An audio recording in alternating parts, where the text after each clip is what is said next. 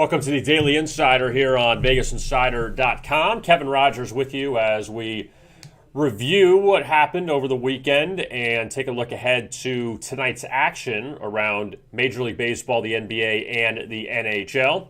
First, want to remind you about the Daily Insider contest, which we hold every day from Monday through Friday, and it's very easy to enter. In the comments section below this video, just put your Vegas Insider user ID along with your best bet for the night, whether it's baseball, it's the NBA, it's the NHL, it could be Euro 2020. It doesn't matter. It can't be a live bet. That's one thing it cannot be. It's got to be before the game or the match.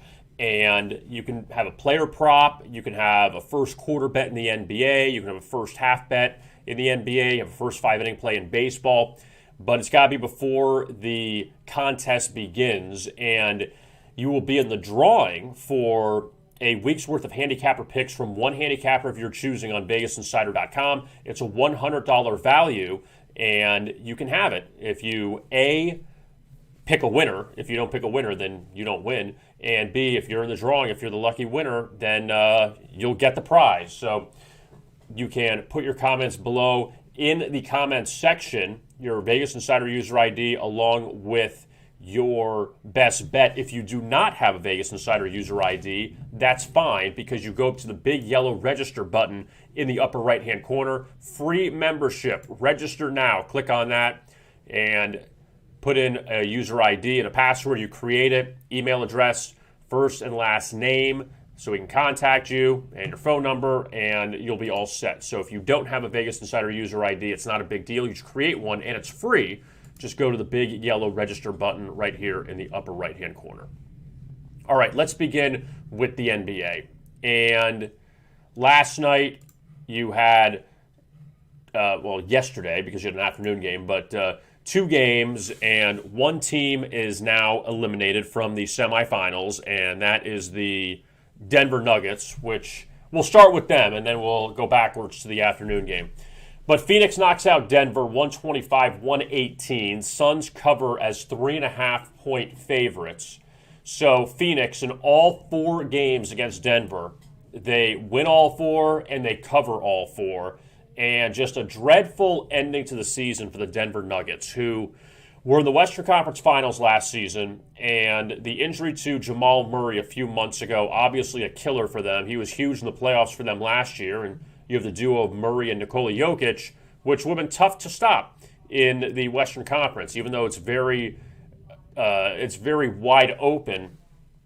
And seeing how things have gone, where now the Nuggets didn't have to face LeBron James and the Lakers in the second round. Instead, they draw Phoenix, which is not easier. It's just you're not facing LeBron and Anthony Davis.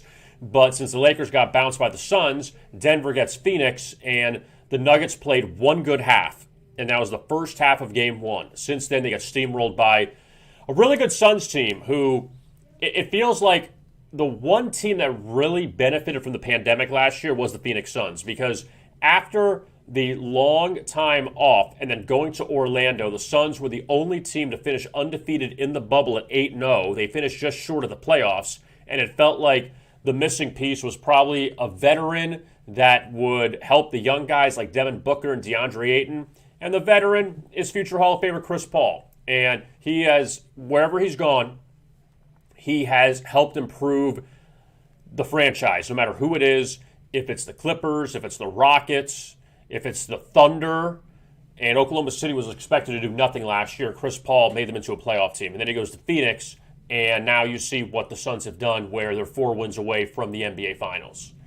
And the Suns have never won a championship. So obviously they're getting very close now. And there was some controversy in the game last night. Nikola Jokic got ejected from the game in the second half after a hard foul in the backcourt. And I think it was more of the motion than really how it ended up.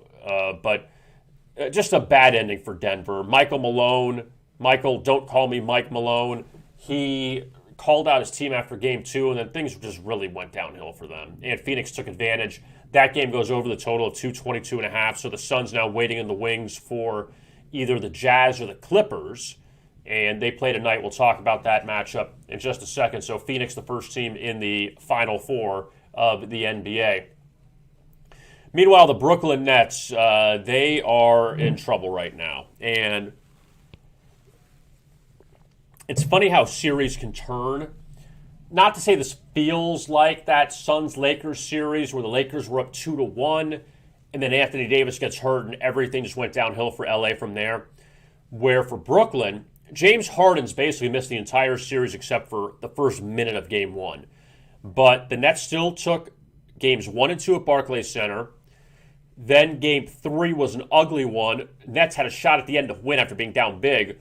Bucks won Game 3, 86-83, and then Game 4, kind of a back-and-forth game at the beginning. Then Milwaukee opens it up, and the Bucks, who closed as a rare home underdog, Kyrie Irving gets hurt. So now the Nets have Kevin Durant and not a lot of other help outside of him. And Milwaukee, if they just start to hit their shots, which has been their biggest problem so far throughout the series, when Giannis Antetokounmpo, who is unstoppable in the lane but decides to shoot threes, is a ridiculous thing for the Milwaukee Bucks. But I mean, Durant was 1 of 8 from three-point range yesterday at 28 points, but 9 of 25. The only other, listen to this, the only other net that was in double figures for Brooklyn yesterday was Kyrie Irving with 11 points in 17 minutes. So Kyrie exited in the first half with the ankle injury, and he's questionable for Game 5 back at Barclays Center tomorrow. No one else scored in double figures for the Nets. How in the world are they supposed to compete if Kyrie is out and if Harden remains out? Now, Giannis went 1 of 5 again from three-point range, which, again, is beyond my comprehension why he keeps trying to shoot these threes, and was 5 of 10 from the line. But 14 of 26 from the floor. Take away the 5 three-point attempts. He's 13 of 21 from 2. Just keep doing that. So Giannis had 34, Chris Middleton had 19, Drew Holiday had 14, still 16 of 47 from 3, 44% from the floor, but the Bucks did enough. And also, the under is now 4-0 in this series between the Nets and the Bucks. And the total keeps dropping. So the total in Game 1 was 239.5 under.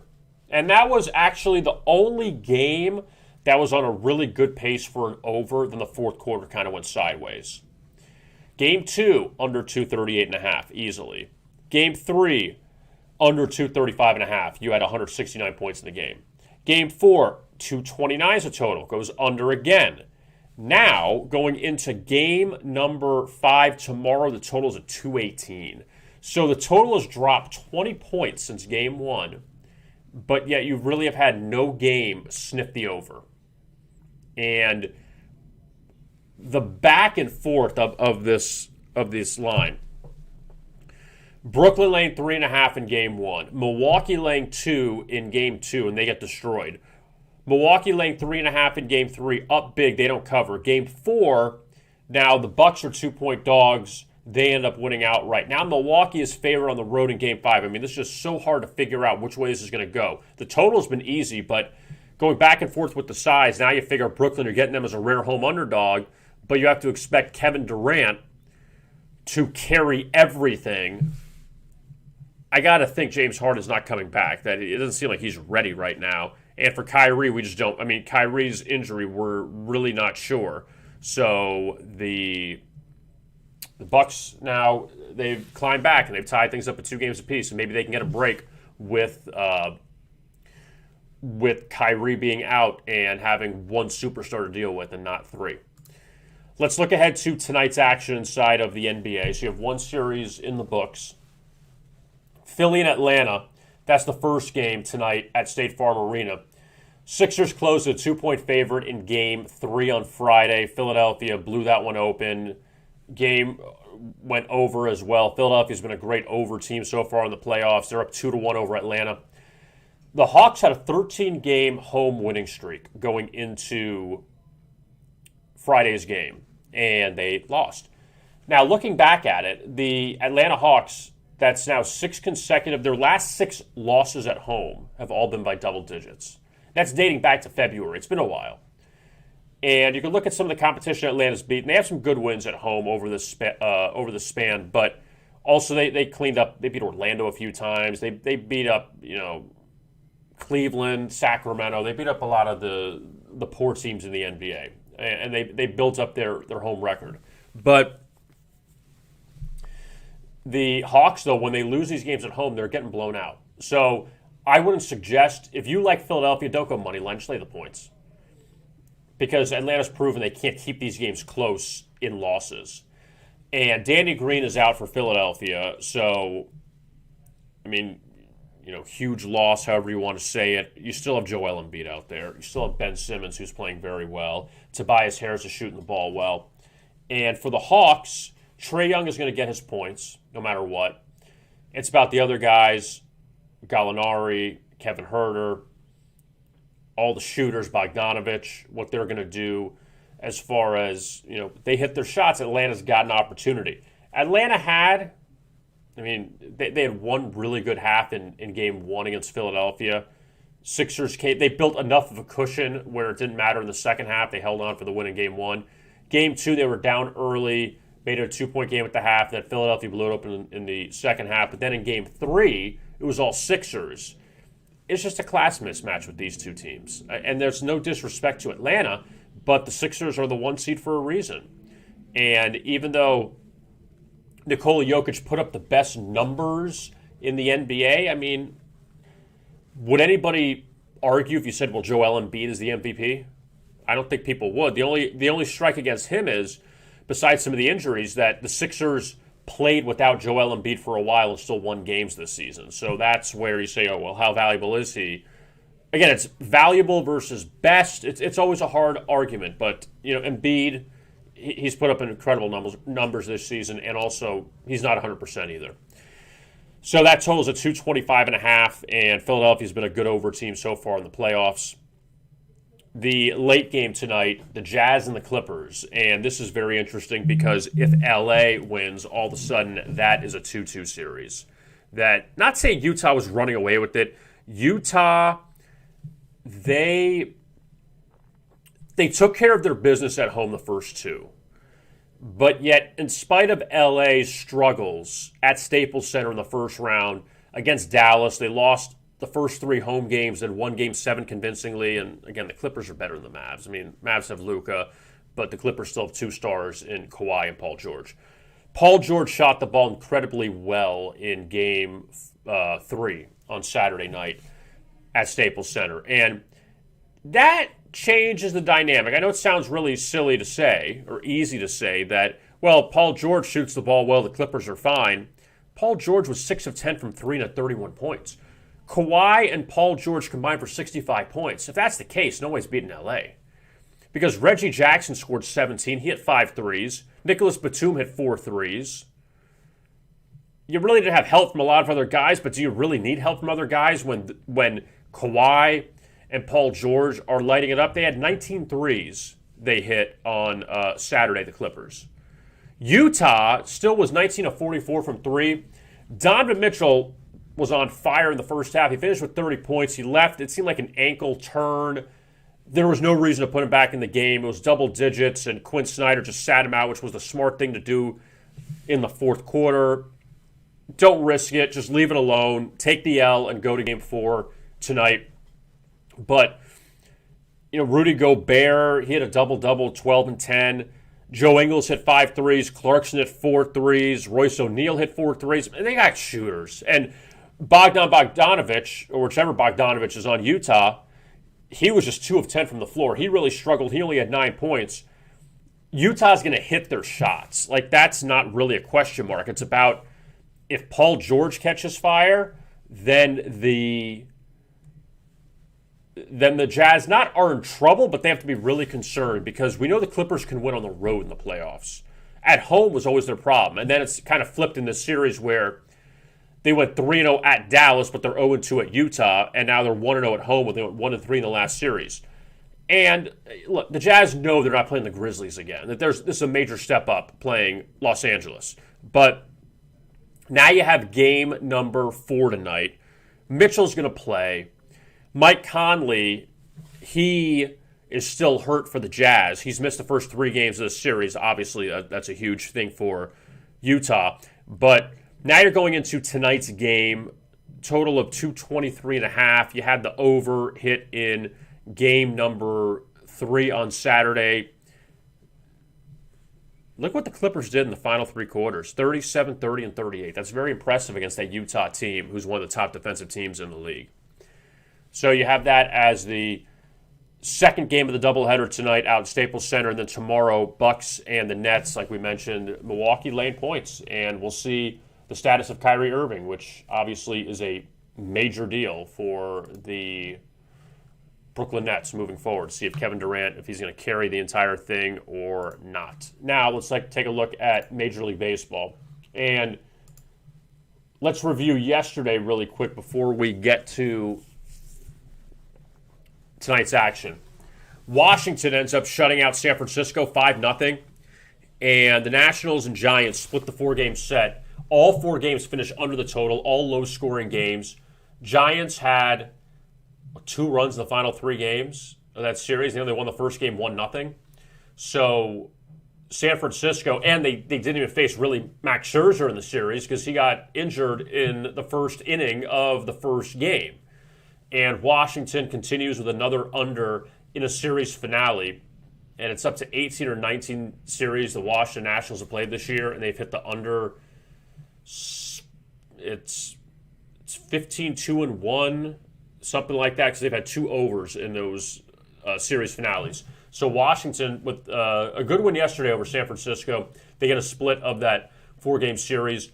The Padres end up beating the Mets 7-3. This was a 2-1 game going to the 7th. Padres lost the first 2 games of this series in New York. Jacob deGrom and Marcus Stroman shut them down. Then you go to game 3. Chris Paddock pitched well for a while. Tommy Pham hit a leadoff homer for San Diego. Then the Padres offense did nothing for the next 5 innings, and their offense really has struggled on the road of late. So they get to the 7th inning down 2-1, and they get a bases-loaded walk to make it 2-2. So all of a sudden now, the Padres back in it. And then Fernando Tatis Jr. came up and hit a grand slam to make it a 6-2 game. And then Manny Machado came up next, and he hit a solo homer, make it 7-2. And that game goes over the total of 8. So you had 2 unders out of the gate and then an over yesterday. Obviously, the Tatis grand slam helped the over, but the Padres avoid the sweep there. They really needed that win against the Mets because they've been struggling on the road. Simple as that. But New York still a very good home record, and they got to hope that Jacob deGrom is still fine, that he left the Friday game with an injury, and he's putting up historic numbers right now, that he may end up winning the Cy Young and the MVP, depending on how it goes. Atlanta avoids a sweep at Miami, and the Braves win 6-4. They get 3 out of the gate in the first, and they end up holding on for that win there. The Braves have had problems with the Marlins this year. Marlins so far have taken 5 of 7 matchups against the Braves this season. The Reds knock off the Rockies 6-2. That game goes under after you had a couple of huge offensive performances for the Reds in the first 2 games. So Colorado continues to be terrible on the road, worst road record in baseball. And what's funny about Colorado is this just shows you what kind of head start that Colorado has as far as their road record. Colorado's road record right now is 5-27. Listen to how sad this is. Colorado's 5-27 on the road, and they're not even in last place in their own division. Because Arizona, who we'll get to in a little bit as far as looking ahead to tonight's action, Arizona has a 19-game road losing streak. Baltimore is at a double-digit road losing streak after they got swept by Tampa Bay. Texas had almost a 15-game losing streak before they won at Los Angeles over the weekend over the Dodgers. So you have some really bad road teams this year in Major League Baseball where the price doesn't even matter because they're just getting destroyed in every game. And why not with the Rockies, if they're less than a 200 underdog, you might as well fade them every single time because they can't win on the road. They played 32 road games, lost 27 of them. So Cincinnati wins again. They're above 500 now at 32-31. Considering everything, considering their pitching woes, and Mike Moustakas has been hurt, and Votto was hurt for a little bit, that's not a bad job by the Reds to be 32-31. The Brewers remain in first place, tied with the Cubs after they hold off the Pirates 5-2. They get a 3-game sweep there. That game stays under the total of 8.5. First 2 games went over the total with the 2 aces, with Woodruff and with Corbin Burns on the mound. And then yesterday with Adrian Hauser on the mound, that changed things a little bit for the total. And a little bit of a higher total, and it still stayed under the total. The Cubs over the Cardinals 2-0. St. Louis just 2 hits. They got swept. They've been terrible of late. It's 10 of 12 they've lost. And Zach Davies continues to play well or pitch well at home. And Chicago, what are they up to? 24 and 10 at home. 24 home wins. It's pretty impressive.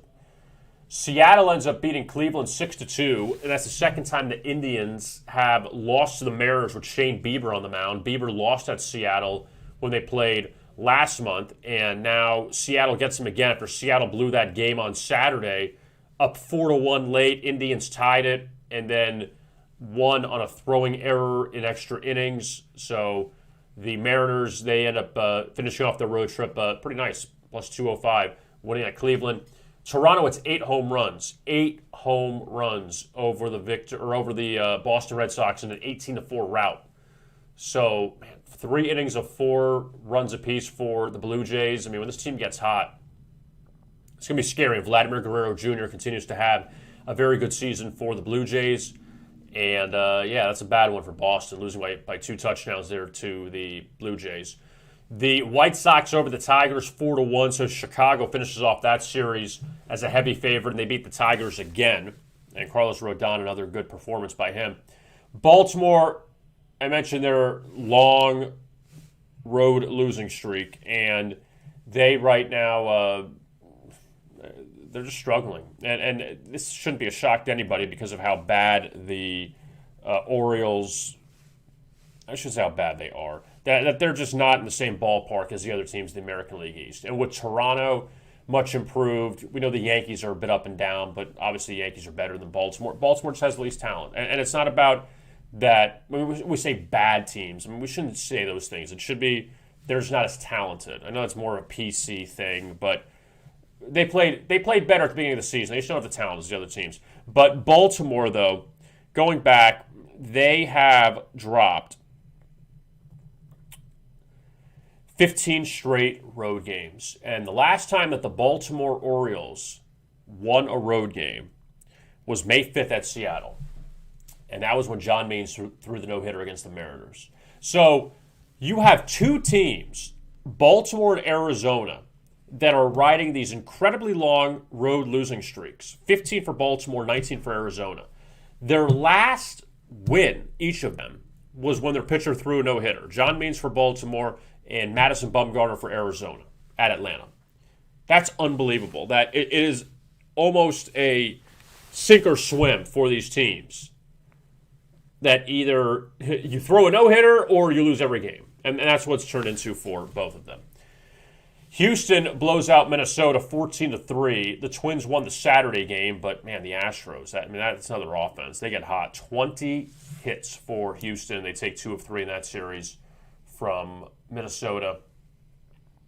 The A's end up pulling away from the Royals 6-3. Kansas City kind of hung around for a little bit in that game, but the A's take 3 of 4 there. And look, the issue at Kansas City is, the offense at times are hit or miss, but they got a lot of young pitchers getting opportunities now, and that's what it is. They really don't have that big anchor in their rotation, and the Royals have gone through all of these young guys, giving them opportunities, and they're going through the growing pains right now.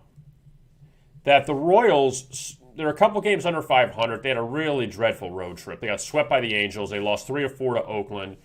And, Mike Minor, veteran guy, he actually won the opener at Oakland. But it's him, and it's Brad Keller. Those are the two veterans that essentially are relying on. But Chris Bubich, he struggled. This guy Jackson Kowar, he's been racked his first few starts. Brady Singer hasn't been great of late for the Royals. So that's what they're going. They're trying to break in these young pitchers, and they have some decent bats in the lineup. But if you're not getting the pitching, then you got no shot. So that's what Kansas City is going through. So let's look at now the Yankees and Phillies as we go to the interleague games. And the Yankees, they came back on Saturday. I mean, they were down big in that game to the Phillies, and they end up coming back, but they lose. And then Aaron Nola shuts them out yesterday. So New York's offense really struggling with 4 hits, and they don't get a run off Nola. So Philadelphia ends up taking both those games from the Yankees. The Rangers and the Dodgers, that one got a little sketchy in the 9th inning. 5-0 lead for LA, 3 in the 9th for Texas, and they had runners on. But the Dodgers end up winning that one, so they take 2 of 3 from Texas after the Rangers surprised the Dodgers on Saturday as a heavy underdog. And Walker Buehler, it's almost an automatic win whenever he goes out to the mound for LA. And then you have the Angels, who I give Joe Madden credit. Mike Trout is sidelined, and yet they're above 500. And I really don't care let me try to rephrase this. Not that I don't care they swept the Diamondbacks. I don't care that it was the Diamondbacks. They got a road sweep. So I got to give the Angels credit for that one. And they won the first game in extra innings. They came back in the second game to win, and then they blow out Arizona yesterday 10-3. They got 6 runs early. And you got to take advantage of it, and the Angels are doing it. And they're in a tough division where Houston's elite, Oakland's elite, Seattle is a few games below 500. Texas has fallen off. They were competitive early. They definitely have fallen off a cliff. But for the Angels, considering you don't have the best player in baseball or one of the 2 best players in baseball, and you're still above 500, that's a good job. And I don't love to give Joe Madden credit a lot, but that's a good job by them. That really is. Let's look at tonight's games in Major League Baseball. And let's begin with Pittsburgh and Washington. That has a 9 total after Washington had all of these unders this past weekend, and they have a lot of unders in series openers. I kind of like the over in this game. I just think kind of going opposite of that. JT Brubaker, he's been racked in his last few road starts for Pittsburgh. And, again, the Pirates, not great offensively, but they got 4 in each of the first 2 games against Milwaukee with Brandon Woodruff and Corbin Burns pitching and John Lester, not exactly the John Lester of years ago. So we could see a little bit of a bust out there tonight. Cubs and Mets from Citi Field, and this is going to be a really good series considering Chicago's off that sweep of St. Louis this past weekend, and the Cubs, I think a lot of people thought they would be 38-27 at this point of the season, but they are. And the Mets are 17-6 at home. Now, the Mets did take 2 of 3 from San Diego this past weekend. Now let's see what the Mets can do again against a winning team, against a potential playoff team, because the Mets have cleaned up against a lot of bad teams at home. And they had 2 earlier losses to the Red Sox. So they really have not been tested as much at Citi Field. And the offense for New York at home has not really been one to get excited about. They blew things open against the Braves a few weeks ago in a 13-2 win, but they've scored 3-4, 3-4, 3-2-1, 7-3, 4-4. So the Mets don't get a lot of runs at home. I mean, yeah, you're going to have a 7, a 13, but it's a lot more in the 3 and under, it feels like. And Jake Arrieta goes for the Cubs. He's coming off a really good start against the Padres his last time out, in which they won on the road 3-1 as a heavy dog. So now he is a much cheaper dog. Cubs did pull off a 3-game sweep of the Mets at Wrigley earlier this season. Arrieta helped beat the Mets as a home dog in the first game. David Peterson went 3 1/3 and a 16-4 loss to Chicago in that series. And Peterson goes tonight for the Mets. So that one, the Mets favored against the Cubs. The Reds and the Brewers from Milwaukee, and these teams just met last week in Cincinnati. The Reds, they're coming off that 3-game sweep of the Rockies, and they're above 500 right now. They're still behind both the Brewers and Cubs in the National League Central. But Milwaukee did take 2 of 3 from Cincinnati this past week. The one win was Vladimir Gutierrez. He tossed 7 innings in a 7-3 win over Milwaukee. That was the middle game of that series. And now Gutierrez is an underdog against Eric Lauer. And for Lauer, it's been a little bit of time since he has made a start for the Brewers. In fact, his last start came, well, he made an appearance out of the bullpen, actually, in that Cincinnati loss to Milwaukee. That was a Brett Anderson show. He went in that one. And Lauer, last pitch against Detroit, went 2 innings and allowed 7 runs. And for Lauer, his last few starts at home, the Brewers have lost. So just keep an eye on that one. Not an easy game, but the Reds playing with some confidence right now going on the road. And they did just pull off a 4-game sweep of the Cardinals, too, on the road. So they are playing well. The Cardinals and the Marlins from Busch Stadium. And I'd mentioned earlier, St. Louis has lost 10 of 12. Their last home series, they split with Cleveland. Before that, they got swept by Cincinnati. But St. Louis is just not playing well right now. And the Marlins, they took 2 of 3 from Atlanta. They've won 4 of 6, so playing a little bit better. They struggled on their last road trip. But how about this, though, for the Marlins? The last time they played the Cardinals was early in the season. I believe the second series of the season in Miami. Cardinals took all 3 from the Marlins. But the important thing is the Cardinals were underdogs in the first 2 games. In the third game, Jack Flaherty went, who was St. Louis's best pitcher. He was a short favorite. It was like 115, and the Cardinals beat the Marlins. Now Adam Wainwright's laying 180 tonight. And Braxton Garrett's not really a proven pitcher for Miami, making just his 3rd start. Wainwright's coming off a win over Cleveland his last time out. But St. Louis, who has been dreadful of late, laying 180, I think that's a lot for the Cardinals.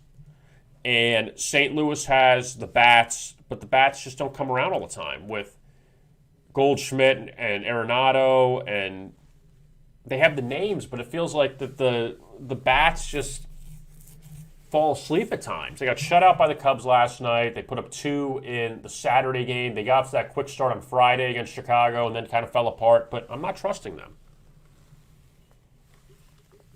San Diego's at Colorado, and mentioned the Rockies and how bad they are on the road, but at home they're actually respectable. That's what you got to give them. They're 20-14 at home, which is not a bad job there by Colorado. It's just get your stuff together on the road. That's kind of the issue. And San Diego, in spite of the win over New York yesterday, they're only 17-15 on the road. So tread lightly with them when they play away from Petco Park. Now, the last time these teams played was at Petco, and the Rockies were swept by the Padres. Again, you're the worst road team in baseball, so don't be shocked. They scored 1 run in that series, the Rockies. But let me give you this number, though.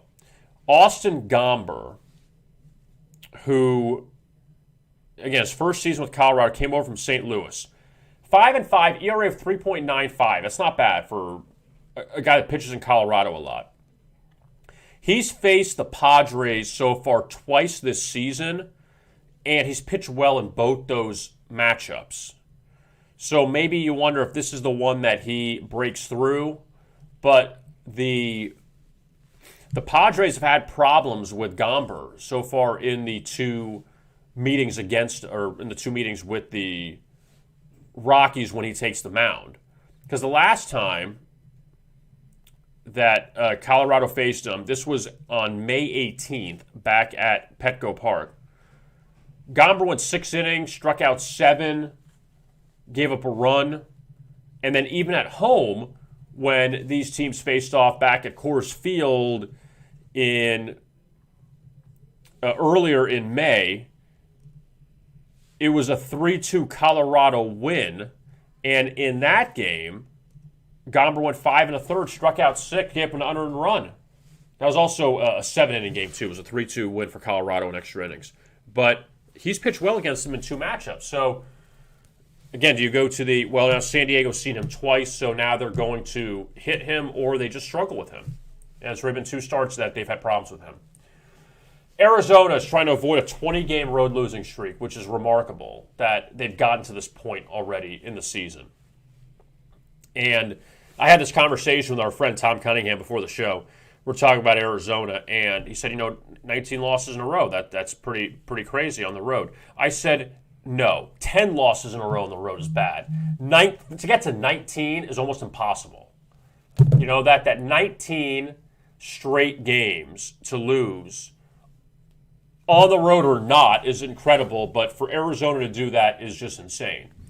And San Francisco, here's the only thing about Arizona, is do you catch San Francisco here? The Giants coming off of a road trip in which they split 4 with Washington, low-scoring games. They really couldn't get a lot of offense going. And, it was just a 6-game road trip, but when you look at the final 5 games, after they beat Texas 9-4 in the opener of that road trip, they scored 3-1, 0-2, and 0. And I know that Arizona's not good, but just kind of throwing that out there, that San Francisco's offense isn't performing very well right now. So if you think maybe, possibly, this is the time that Arizona is going to snap their 19-game road losing streak, you know what? Godspeed if you take them. Really, because it's 20-46. And they actually were competitive a while ago. But you can't go through that kind of stretch ever and think that you're going to be okay. Phillies and Dodgers, that is the last game in the National League tonight. That should be a pretty good series. And Philadelphia off of the series victory over the Yankees this past weekend. Dodgers took 2 of 3 from Texas. First time these teams are meeting up in a few seasons because of the pandemic last year. But the problem with Philadelphia, 11-19 on the road so far this season. LA's 21-11. And look, for the Phillies, they've won 6 of 7. So they're playing better. Now just do it on the road. The one thing I'll say about the Dodgers is, and I don't want to take away from them, but their last 2 series, they went 5-1 against Texas and Pittsburgh. So you're stepping up a little bit in class here against Philadelphia, or at least against this lineup. The Indians and the Orioles, they're starting at 7-10. Still have an undecided pitcher for Baltimore, so no line on that game. And Baltimore took 2 of 3 from Cleveland last week. Toronto's at Boston, and that is the finale of the 4-game series. Blue Jays busted up the Red Sox yesterday. Alek Manoah goes for Toronto today, and he's making his 4th career start. Gave up 2 runs in his last outing against Chicago, plus 135 dog. And now he's a plus 120 dog against Nathan Eovaldi. The White Sox and the Rays, that's going to be a fantastic series in Chicago. Tyler Glasnow and Lance Lynn on the mound in the opener tonight. That total around 7.5. I want to give you this number, which is really interesting. That Tyler Glasnow, I think I mentioned this last week when they faced the Nationals, that the Rays are a huge under team when Glasnow takes them out at home. When he pitches on the road, they're 6-0 to the over his last 6 road starts. So pretty impressive there for Tampa Bay in that situation. So you have a low total. Lance Lynn has been great at home, and yet... look, people are going to say, it's going to be a pitcher's duel. You never know. Chicago's got the bats, and Tampa Bay is still a first-place team in the American League East. Detroit's at Kansas City. I feel like these teams are playing like every other weekend or every other week or so, at least in the early going. And the Royals off that bad road trip, they return home to face Detroit. Brad Keller goes for Kansas City, and Matthew Boyd for Detroit. And for Boyd, he's off a win his last time out against Seattle. Put together his best start of the season. 6 innings, 1 unearned run, a 5-3 win for the Tigers. And in 3 starts so far this season for Boyd against the Royals, 2 overs, and he's 1-2 in those starts. He pitched well in the first 2 starts, but got racked in the last one, allowing 5 earned runs. I mean, the Royals have seen him plenty. Tigers seen Keller plenty, and it's just about if you want to lay that price with the Royals. Last 2 games, Angels and A's out in Oakland, and Dylan Bundy going for his 2nd win of the season. He beat Oakland twice last year, picked up a no decision earlier this season. Didn't pitch great, but the Angels came back and won that game. So Bundy's had some success against Oakland. Sean Manaea's pitched well for the A's of late, and Oakland, again, playing well at home. But the last 2 series beat Arizona and Kansas City. And the Angels are a step up from them. We're not going to call Angels elite, but the Angels playing with confidence after they swept Arizona. Minnesota and Seattle, they wrap up the night out in the Pacific Northwest, and this is a very interesting matchup because the Twins, who right now are 26-39, favored at the 32-35 Mariners. Kenta Maeda makes his first start in a few weeks. The Twins are 2-7 in his 9 starts this season. He's a pretty good pitcher, but he's had some bad luck too. In the 7 losses the Twins have with Maeda starting, 3 of them coming on walk-off losses, and 1 of them coming on in a ninth inning, a tie game in the 9th inning against Oakland, and the A's ended up putting up a run to beat the Twins. So Maeda's had some bad luck. Marco Gonzalez, who's Seattle's best pitcher, he has not fared well this year. He got racked by Minnesota earlier in the season at Target Field, and now he takes the mound tonight where he hasn't turned it around yet. And yeah, Maeda's coming off of the injured list, so it's always tough that first start off the injured list, what they'll do. And for Marco Gonzalez, it's been a few starts. He still hasn't turned it around yet. So Seattle, it's a tough one to really back them considering that they have a winning record at home. They just beat Cleveland as a heavy dog yesterday, but I just don't know how much I trust them here. So that's the look at Major League Baseball. Now let's take a quick look at the NHL, which is going to be quick because we're only down to 4 teams left. And yesterday, the Islanders end up beating the Lightning 2-1, so New York continues to impress so far in the playoffs. And they're not going to catch Tampa Bay off guard. But Barry Trotz, again, great coach, won a Stanley Cup in Washington, and now he has the Islanders up 2-1. The Islanders have beaten the Penguins and the Bruins so far in 2 series. Now they face Tampa Bay. This has been a gauntlet for them. It's not easy, but they're holding their own. They're playing very, very well. So they're back at it tomorrow. And then tonight, you have a big mismatch, Montreal and Vegas. And you needed a team out of the Canadian division, the North Division. No one expected it to be Montreal. They expected it to be Toronto. So if you would have Toronto and Vegas, you wouldn't see this line. But Vegas coming off of the only saving grace you have if you like Montreal is Vegas just took 4 in a row from Colorado in a hard-fought series. You get a letdown here. And you have Carey Price on Montreal's side, an elite goalie. But past that, I mean, Vegas is so much more talented than Montreal. But it's a heavy number to lay if you like Vegas tonight. 275, 270, depending on where you look. So that's the other NHL semifinal game. And again, these teams will alternate days playing. And we'll see what kind of Stanley Cup we get. I mean, again, be shocked if Montreal is one of those, the final 2 teams. I mean, we're going to assume Vegas, and then you thought Vegas and Tampa Bay. It's not as much of a slam dunk now, considering the Islanders took Game 1. But that's a really good job by the Islanders to be where they're at right now, at least through 1 game, because they've already gotten this far, beating very, very quality teams in the first 2 rounds. So good job by them so far in this series. Want to remind you again about the Daily Insider and the Daily Insider contest, which we have every single day. Just in the comments section below, leave your Vegas Insider user ID along with your best bet for the day, and you'll be in the running for a week's worth of handicapper free picks on VegasInsider.com. From the handicapper of your choosing. Our marketing team will reach out to you, And as long as you have your Vegas Insider user ID, we can find out who you are. If you don't have a Vegas Insider user ID, go up to the big yellow register button, click on that, free membership, register now, ID, password, your email address, first and last name so we know who you are, and that's all free to get your Vegas Insider user ID.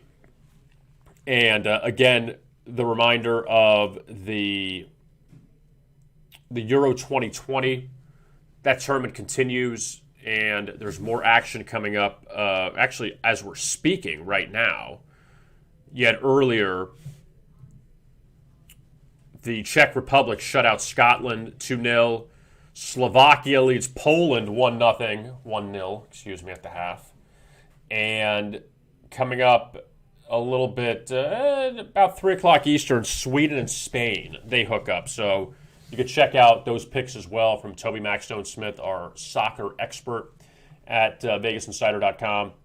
And Major League Baseball daily best bets from Kevin Davis. You can check out our latest Bet and Collect podcast as well. Talking NFL with VSiN's Mitch Moss, and talk about some off-season moves there. So you can check out that podcast, and also the Great Day Nation podcast as well. Morton Anderson spoke with Dan Patrick, so that's a pretty interesting interview. You can listen to that as well. Go to our podcast page on VegasInsider.com. Go under the More section, and you'll find the podcasts. Click there, Great Day Nation, Morton and Dan Patrick, and my conversation with Mitch Moss of VSiN talking NFL. So those are there on our podcast page at VegasInsider.com. I am Kevin Rogers. Thank you so much for watching this edition of the Daily Insider. We'll be back with you tomorrow at noon. And as always,